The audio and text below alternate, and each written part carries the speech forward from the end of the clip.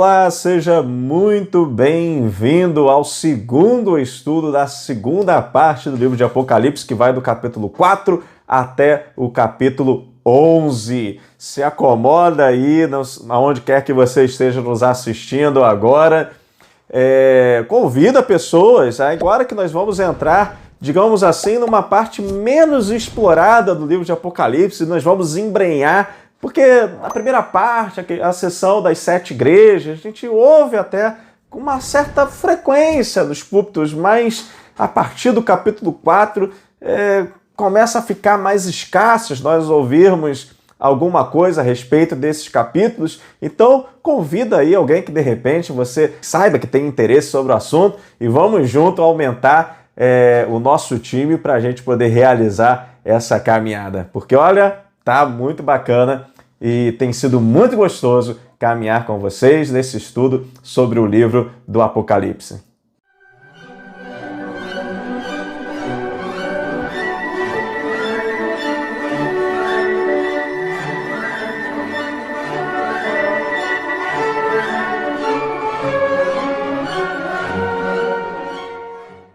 Então nós chegamos hoje aqui no nosso segundo estudo da segunda parte do livro de Apocalipse, que é a parte do culto no céu, que começou semana passada no capítulo 4 e vai até o capítulo 11. E hoje nós vamos entrar no capítulo 5. Nós falamos semana passada da visão do trono do céu, da corte, digamos assim, né, da corte imediata que fica nas proximidades do trono, que é composta dos 4 seres viventes que representam toda a criação de Deus, e dos 24 anciãos que representam todo o povo de Deus em adoração ao Senhor. Nesse momento, dessa parte do Apocalipse, eu quero convidar você convidar no caso não, mas orientar você de que não fique muito preocupado com acontecimentos e querendo saber quando é que aqueles acontecimentos irão suceder e tal. Por quê? Porque estamos na parte do culto no céu. O importante aqui, meu irmão, é aproveita o culto. Presta atenção naquilo que está sendo dito no culto. Presta atenção naquilo que está sendo falado e revelado a respeito de Jesus.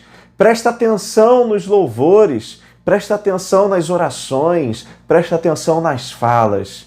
Ainda não é tempo da gente fazer a construção de uma linha cronológica a respeito de acontecimentos. Isso só vai ser possível a gente começar a pensar isso lá no capítulo 12, quando entrarmos na terceira sessão do Apocalipse, que é a sessão da guerra escatológica.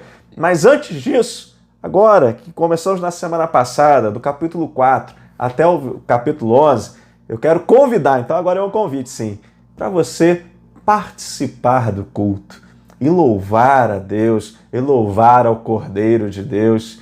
E vamos então, no capítulo 5, continuar com esse culto ao que está sentado no trono, e agora também nós vamos ver que esse louvor se estende ao Cordeiro de Deus, ou ao vitorioso leão da tribo de Judá. Vamos lá!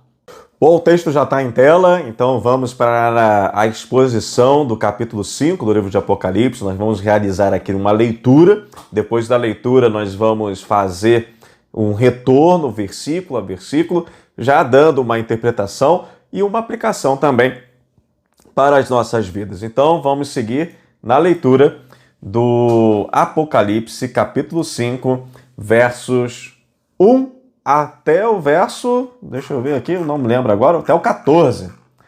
Então diz assim o texto: Então vi na mão direita daquele que está sentado no trono um livro em forma de rolo, escrito de ambos os lados e selado com 7 selos.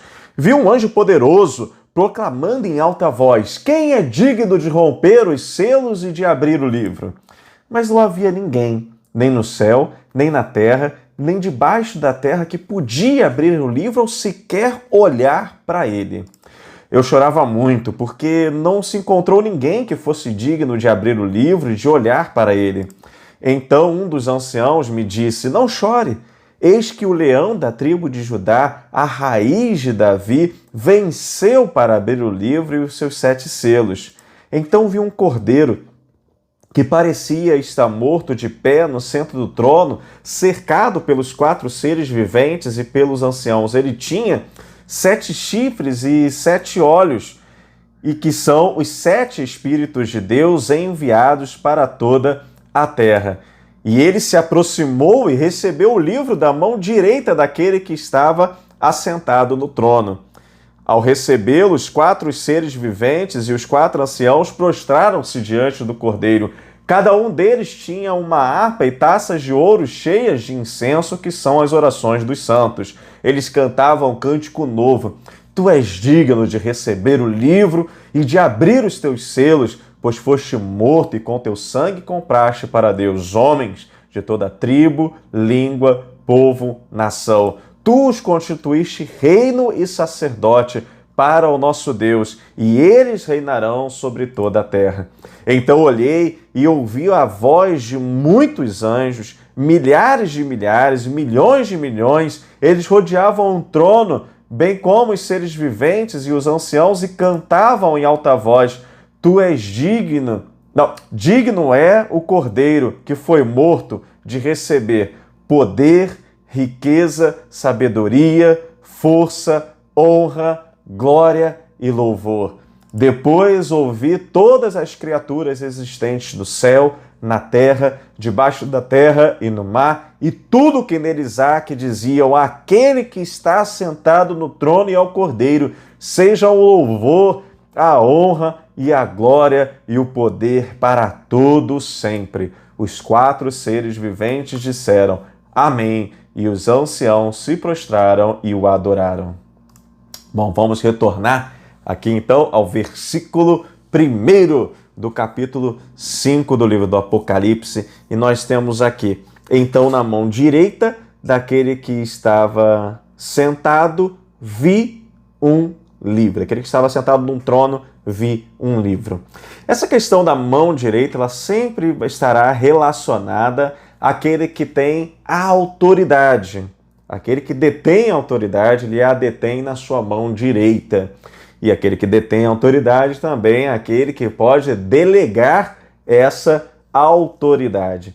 E uma coisa muito importante que vai nos revelar uma verdade espiritual é que ele vê um livro escrito por dentro e por fora e lacrado com 7 selos. Diferente da realidade humana, que é falha, que está suscetível a erro, que está suscetível a emendas, a corrigendas, os planos de Deus, eles estão cumpridos, porque eles são perfeitos, eles são completos, eles não têm espaço para receber um adendo. Ele está preenchido por dentro e por fora e lacrado. A gente precisa, juntamente com o Jó, fazer um coro com ele em dizer, como Jó disse a Deus lá no capítulo 42, versículo 2, em que Jó declara: sei que podes fazer todas essas coisas e nenhum dos seus planos podem ser frustrados. Porque os planos de Deus são perfeitos e ele é perfeitamente capaz de realizá-los. Os seus propósitos, eles estão seguros. Os planos de Deus para a sua vida, os planos de Deus para a minha vida estão seguros em Deus. Eles têm o lacre de Deus. O que a você concerne, Deus levará a bom termo. Ou vamos lembrar também ali do profeta Jeremias, no capítulo 1, versículo 12, em que o Senhor vai dizer: viste bem, porque eu velo em cumprir a minha palavra, ou velo a minha palavra para cumpri-la, aí dependendo da tradução que você tem em mãos aí. E aí segue o texto dizendo: viu um anjo poderoso que perguntava em alta voz: quem é digno de romper os selos desse livro e abri-lo? Mas não havia ninguém no céu, nem na terra, nem debaixo da terra que pudesse abrir o livro e lê-lo. Aqui a gente tem um momento mais tenso, um dos momentos mais tensos do livro do Apocalipse. É feito um desafio aberto. Esse anjo poderoso, ele faz um desafio. Olha, quem é digno de romper os livros desse livro e abri-lo? E ninguém se apresentou capaz de atender a esse desafio. E esse momento é tão tenso que até o próprio visionário, que até o próprio João, ele se deixa envolver por isso. E aí, diz o versículo 4, comecei a chorar muito, pois não se encontrou ninguém digno de abrir o livro e de lê-lo. Quem daria conta de revelar, quem daria conta de cumprir os planos de Deus? Como não se apresentou ninguém, João chora. Ora, será que os planos de Deus podem ser frustrados? Porque ninguém pode abrir, ninguém pode revelar aquilo que Deus planejou, ninguém pode executar aquilo que Deus planejou. Ora, João, você não precisa chorar, porque os planos de Deus não podem ser frustrados. E isso já disse Jó milhares de anos antes de João nascer. E aí, um dos 24 anciãos chega ali para João e o consola, como diz o versículo 5. Então, um dos 24 anciãos disse: não chore. Veja, o leão da tribo de Judá, o herdeiro do trono de Davi, conquistou a vitória. Ele é digno de abrir o livro e os 7 selos. Jesus, ele é o leão da tribo de Judá, o vitorioso leão da tribo de Judá, que é capaz de revelar e cumprir os planos de Deus. Porque quando Jesus ele veio a esse mundo, ele foi capaz de revelar o reino de Deus. Quando ele diz que o reino de Deus está próximo, ele está se referindo a si mesmo, porque Jesus estava ali, estava próximo, estava ao alcance das mãos de todos aqueles a quem ele fez esse anúncio. Por isso ele diz: arrependam-se, eu estou aqui, o reino de Deus está próximo, porque o reino de Deus é inaugurado na inauguração do ministério de Jesus aqui na terra. Jesus ele veio a esse mundo para revelar o plano de Deus da salvação. Ele garante, ele realiza e garante o plano de Deus para a salvação da humanidade ali na cruz do Calvário, mas também na realidade do túmulo vazio, porque ele ressuscitou ao 3º dia. E Jesus também, ele é a revelação irretocável, radical do caráter de Deus. Se tinha uma ideia, através da revelação do Primeiro Testamento, a respeito do caráter de Deus, mas na pessoa e obra de Cristo, o Emanuel, o Verbo encarnado, nós temos a plenitude do caráter do nosso Deus revelado em Jesus. E ali, agora chegou a parte mais interessante desse capítulo. Então eu vi um cordeiro que parecia ter sido sacrificado. Aqui, eu já comecei a arrepiar. Aqui, é impressionante. Quando eu chego nessa parte do livro do Apocalipse, eu me empolgo, porque é uma coisa muito linda a gente ver isso daqui.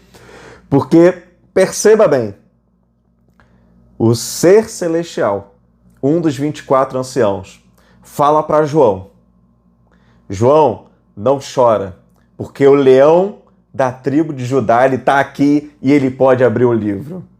E João, um ser humano como eu e você, quando ele vai olhar para esse leão da tribo de Judá, que um dos 24 anciãos apontou, ele olha e vê um cordeiro.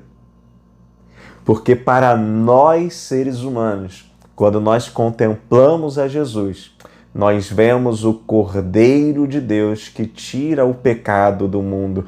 Nós contemplamos o nosso Salvador. Mas para os seres celestiais que já presenciaram e viram o triunfo de Jesus e o seu retorno às áreas celestiais. Eles contemplam o vitorioso leão da tribo de Judá. Nossa, não tem como a gente não se emocionar com essa realidade, né? De que Jesus é aquele que é o vitorioso leão da tribo de Judá, e darmos glória a Deus. Nós não estamos aqui pregando, estamos no estudo bíblico, mas eu não tenho como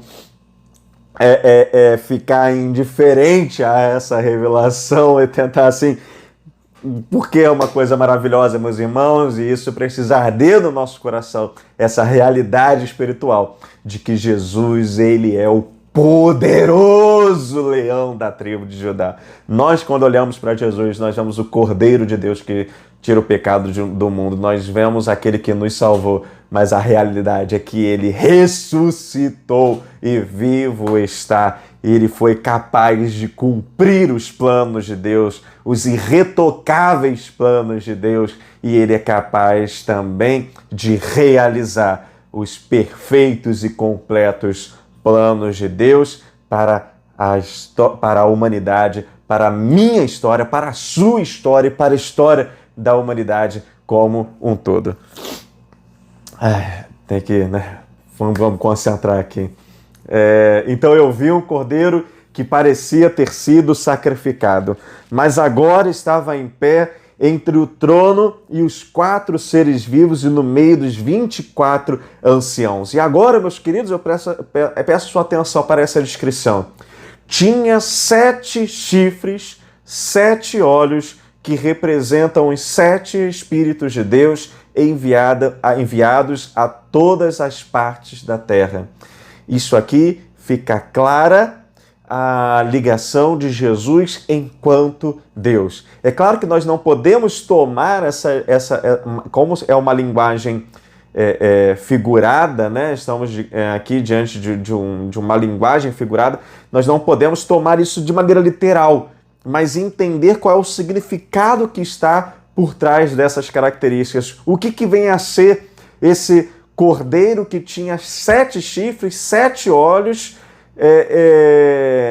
e que representam os 7 Espíritos de Deus enviados a todas as partes da igreja. É uma indicação de que Jesus, ele é onipotente. Toda vez que nós vemos chifres, né, nós entendemos que estamos falando de poder. Lembrando, nós já falamos isso aqui num estudo anterior, não me lembro aqui agora exatamente qual, né, em que aí nós até trouxemos a figura do altar do holocausto ali, do antigo tabernáculo, né, do período ali do Êxodo, e depois também ali no Templo de Jerusalém, e que na ponta do altar do holocausto haviam 4 chifres, um em cada ponta, dizendo que aquele sacrifício ele tinha poder para expiar o pecado de toda a humanidade e não só do povo judeu. Porque chifre ele tem essa representação.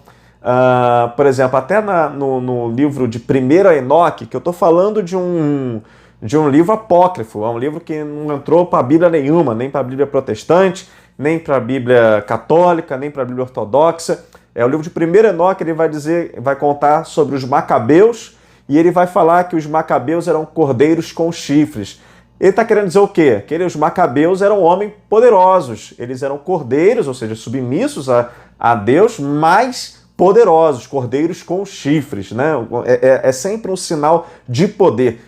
E você tem aqui o cordeiro que tinha 7 chifres, a perfeição do poder, né? Ele é onipotente. Ele tem 7 olhos, que nós já vimos na lição anterior, que os olhos vão ser uma sinalização do conhecimento, da sabedoria. Esse cordeiro, então, que tem 7 olhos, isso é uma indicação de que ele é onisciente, ele sabe de todas as coisas, e que representam os 7 Espíritos de Deus enviados a todas as partes da terra, indicando a onipresença de Jesus. Jesus, enquanto Deus, ele é onipotente, onisciente e onipresente, né? Onipotente, onisciente e onipresente. Versículo 7. Ele se apresentou, ele deu um passo à frente e recebeu o livro da mão direita daquele que está assentado no trono. Ou seja, Deus delegou essa autoridade ao seu filho. Ao recebê-lo, o Cordeiro recebeu o livro. Os 4 seres vivos e os 24 anciãos se prostraram diante dele. Ou seja, nós vamos observar aqui que os 4 seres viventes, né, que vão representar a totalidade da criação, e os 24 anciãos, que são a totalidade do povo de Deus, que antes, no capítulo 1, estavam adorando aquele que estava sentado no trono, agora eles estão adorando ao Cordeiro, porque o Cordeiro ele é digno da mesma adoração que foi dada àquele que estava sentado no trono. Afinal de contas, como Jesus mesmo revela, ele e o Pai são um só. Ele é Deus, assim como Deus Pai, assim como Deus Espírito Santo. Então, os 4 seres vivos, ou 4 seres viventes, que vão representar toda a criação, e os 24 anciãos, que vão representar todo o povo de Deus, se prostram em adoração ao Cordeiro. E cada um tinha uma harpa, um sinal de louvor, e taças de ouro cheias de incenso, que são as orações do povo santo. E por que eles têm taças de ouro cheias de incenso? O incenso sempre para nós, e aqui ele vai colocar de maneira clara, né? É um sinal de oração, aponta o simbolismo do incenso à oração. E Jesus, como mediador, como intercessor, ele recebe louvor e essas taças cheias das orações dos crentes, né? Dos fiéis, dos santos, como aqui está aqui, clamam por justiça, clamam para que o plano de Deus seja realizado. E eles cantavam um cântico novo, né? Porque Jesus, meu caro, quando ele entra na história da humanidade, quando ele entra na sua história, quando ele entra na minha história, ele traz novidade de vida. E aí eu quero fazer aqui um protesto, abrindo um grande parênteses aqui, que eu tenho visto, e agora cada vez mais difundido, a alteração de uma nomenclatura consagrada, em que apontava para as eras da história da humanidade. Porque antes nós usávamos a seguinte nomenclatura: antes de Cristo e depois de Cristo. E agora eu tenho visto, e meus irmãos, eu vou te dizer, eu me recusei a colocar isso em qualquer monografia e também no meu trabalho da minha pós-graduação, porque agora temos visto direto em livros antes da Era Comum e depois da Era Comum, uma tentativa sórdida, em nome do politicamente correto, de querer ocultar a realidade do principal evento da história da humanidade, que foi o advento da pessoa de Jesus. Então eu me recuso sempre a utilizar essa nomenclatura nova, porque sim, a história da humanidade está dividida em antes e depois de Cristo. E não me recuso a usar essa nomenclatura imbecil de antes da Era Comum e depois da Era Comum. Então quer dizer que agora estamos numa Era Comum e a era incomum, né? É um absurdo isso. E você vê que é um ataque frontal à pessoa de Cristo e ao cristianismo. Porque nós vamos lembrar, e quando nós estudamos uma das cartas, nós lembramos do deus Janus, e que o mês de janeiro é uma homenagem que foi feita ao deus Janus. E até hoje o mês de janeiro se chama janeiro. Mas agora, e já não isso não é recente, infelizmente é um movimento que já tem muitos anos, tentam atacar Jesus, mudando aquilo que já está consagrado pela história, que a história se divide no antes e depois de Cristo. Porque quando Cristo entra na história, há um cântico novo, se traz novidade de vida. E aí, então, esses 4 seres vivos e esses 24 anciãos começam a louvar ao Cordeiro de Deus, a Cristo, dizendo: Tu és digno de receber o livro e abrir os seus selos e lê-lo, pois foste sacrificado e com o teu sangue compraste para Deus pessoas de toda a tribo, língua, povo e nação. Tu constituíste reino e sacerdotes para nosso Deus, e eles reinarão sobre toda a terra. Aqui fazendo uma alusão àquilo que está na primeira carta de Pedro, no capítulo 2, versículo 4. À medida que se aproximam dele, ou seja, à medida que nós nos aproximamos de Jesus, a pedra viva, rejeitada pelos homens, mas escolhida por Deus e preciosa para ele, vocês também estão sendo utilizados como pedras vivas na edificação de uma casa espiritual para serem sacerdócio santo, oferecendo sacrifícios espirituais aceitáveis a Deus por meio de Jesus Cristo. E continua no versículo 9, vocês, porém, são geração eleita, sacerdócio real, nação santa, povo exclusivo de Deus, para anunciar as grandezas daqueles que o chamou das trevas para a sua maravilhosa luz. Então, por isso que nós temos aqui, nesse texto do Apocalipse, capítulo 5, versículo 10, né? Tu os constituíste reino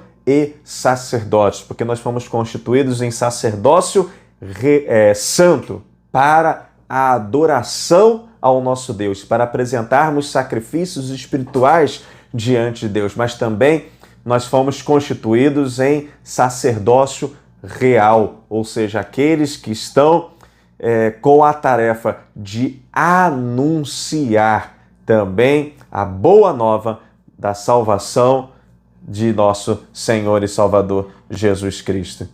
Então olhei novamente e ouvi vozes de milhares e milhões de anjos ao redor do trono e também dos seres vivos e dos anciãos, e cantavam em alta voz: Digno é o Cordeiro que foi sacrificado de receber poder, riqueza, sabedoria e força, honra, glória e louvor. Você percebe aqui 7 atributos que são dados ao Cordeiro, né? Poder, riqueza, sabedoria, força, honra, glória e louvor. E depois, ouvir todas as criaturas no céu, na terra e debaixo da terra e no mar cantarem, né? E aí você percebe aqui esse movimento, né? O louvor, ele começou com os 4 seres viventes e com os 24 anciãos. Depois foram somados a estes 24 anciãos e os 4 seres viventes milhares e milhões de anjos. E aí, com Jesus, a festa só aumenta, meu querido, porque agora já temos todas as criaturas no céu, na terra e debaixo da terra louvando ao Senhor. Porque não há um em que em algum momento tenha que reconhecer Jesus como o Cristo, como o ungido, como o Messias. Então nós temos a criação, o povo de Deus, os seres celestiais e todo o resto, mesmo que compulsoriamente, reconhecendo que Jesus Cristo é o Senhor e se dobrando ante a sua autoridade, ante a sua soberania. E todos um dia irão dizer louvor, né? Perdão, aqui, versículo 13. Aquele que está sentado no trono e ao Cordeiro, seja o louvor, a honra, a glória e o poder para todo o sempre. Os 4 seres viventes disseram amém, e os anciãos prostraram-se e o adoraram. né? Que coisa linda foi esse texto do livro do Apocalipse, no capítulo 5. Texto esse que mexe conosco de uma maneira assim, pelo menos particularmente, mexe muito com o meu coração, porque são realidades espirituais que nós temos que ter muito firme na nossa mente e no nosso coração. A realidade de que os planos de Deus, eles são perfeitos, eles são irretocáveis e que Jesus é o único capaz de revelar, de executar o plano de Deus. Ele é a ação de Deus na história, ele é a palavra, ele é o verbo. O verbo significa o quê? Ação. Todo verbo indica uma ação. Jesus é o verbo, como diz lá no Evangelho de João, né? No princípio era o verbo, e o verbo era Deus, e o verbo estava com Deus. E no versículo 14 ele vai dizer, e o verbo se fez carne e habitou entre nós, e vimos a sua glória como a glória do unigênito do Pai, cheio de graça e de verdade. Jesus é o único capaz de revelar e executar esses perfeitos planos de Deus no anúncio do reino, na salvação e também na revelação do caráter de Deus, uma vez que ele é o Emanuel. Ele foi morto como um cordeiro, mas não tiremos da nossa cabeça de que ele é o vitorioso leão da tribo de Judá. E no culto, celebremos a vitória do Cordeiro, que foi morto, mas ressuscitou e é digno de todo louvor e de toda a nossa adoração, nossa e de toda a criação de Deus. E que Jesus, a nossa esperança, te abençoe e até a próxima semana.